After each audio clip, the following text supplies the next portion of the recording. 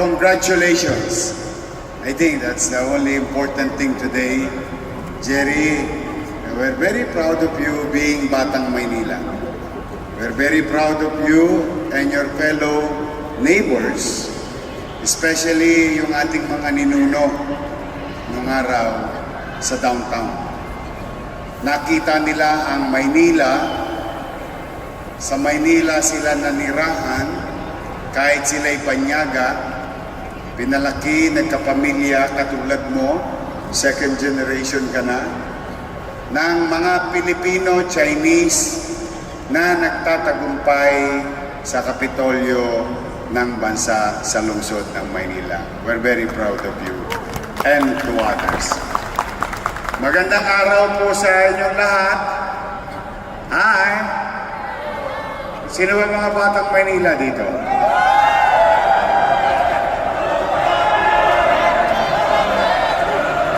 Love you. Miss na miss ko na rin kayo. May awa ang Diyos. But to the kids, who made it better, who made it bigger. Si Jerry, minana, pinaa yung kopya. But the next generation, minecanize and escalate. I'm very proud of your kids, Jerry. Congratulations, palapakan natin yun. Sa mga batang nakikinig, nanonood, o tingnan ninyo, walang sino mang magulang ang makapag-iisip ng masama para sa kanyang anak.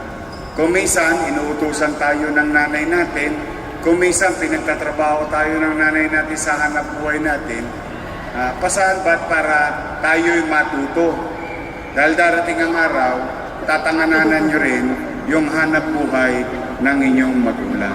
Kaya bata pa lang, tinuturo na ng ating mga magulang kung ano ang mga dapat gawin para na sa ganoong pagdating ng araw, pagpantay ng mga paa ng mga magulang natin, tayo mga anak, mairaos natin ang hanap buhay na pinagkaloob sa atin ng ating mga magulang. Kaya hindi masama tumulong sa magulang. Dapat lang lagi tayong tutulong sa magulang sa anumang paraan. So muli, today we are going to celebrate the many years of being the day for National Hopia Day. Sabi ko kay Jerry kanina, Jerry, may awa ang Diyos. Someday, you will not celebrate National Hopia Day in Pasay. We will celebrate National Hopia Day in Manila, Binondo. Blue Joints. Don't panic. Miss Organic. No, talaga naman. Kasi bilang Batang Maynila, we're very proud that small businesses strive, sumibol sa lungsod na kilala sa buong bansa. And we're very proud of Engbitin na ito halos lahat nagsimula sa lungsod ng Maynila.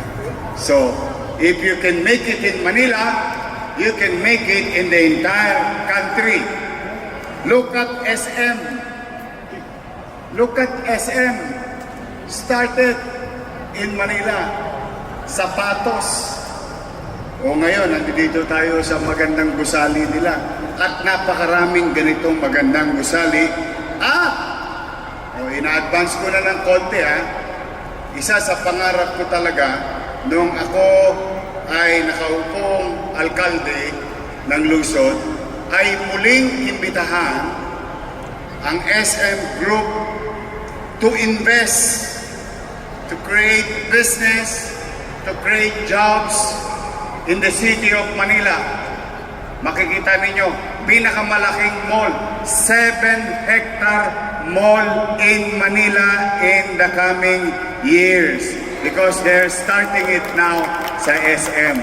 So I'm happy that SM muling pinagkatiwalaan ang lungsod. Kasi ang ginawa ng SM, matapos lumaki sa Maynila, ay lumabas na ng Maynila.